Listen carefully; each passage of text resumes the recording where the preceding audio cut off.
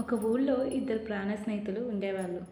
ఒకడేమో నల్లగా ఉంటాడు, ఒకడేమో తెల్లగా ఉంటాడు. వాళ్ళిద్దరూ నల్లగా, తెల్లగా ఉన్నా అదనేది వాళ్ళకి అడ్డం రాలే. ఎంతో అంటే అంత ప్రేమగా ఉండేవాళ్ళు. ఏ ఆపదొచ్చినా ఇద్దరికి ఒకరికొకరు సహాయం చేసుకుంటూ ఉండేవాళ్ళు.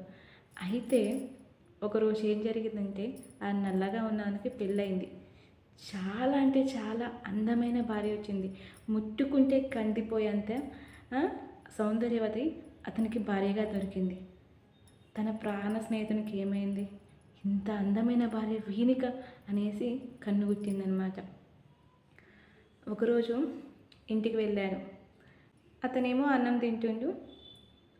అన్నం తినేసి అలా పక్కన కూర్చుంటాడనమాట. అయితే ఆ ప్రాణ స్నేహితుడు ఉన్నాడు కదా, ఏమైనా డైరెక్ట్గా అడిగేస్తాడు, నువ్వు నాకు కావాలి అనేసి. అప్పుడు నువ్వు ఏం చెప్తావు తెలుసా? సరేనండి, ఫస్ట్ అయితే అన్నం తినండి అనేసి తను తిన్న ప్లేట్లోనే, తన భర్త తిన్న ప్లేట్లోనే, ఆ కడగకుండా ఉన్న ప్లేట్లోనే తనకి అన్నం వడ్డిస్తుంది. ఏంటి నాకు ఎంగిలి కంచం పెడుతున్నావా అనేసి తను అడుగుతాడు. అయితే నీ స్నేహితుని భార్యని ఎంగిలి చేయాలని నువ్వెలా అనుకున్నావు? ఈ ఎంగిలి కంచంలోనే తినలేనువి నీ స్నేహితుని భార్యని ఎంగిలే కదా, ఎలా కావాలనుకుంటున్నావు అనేసి సమాధానం చెప్తాను. తనకి దిమ్మ తిరిగిపోయింది ఆ సమాధానంతో.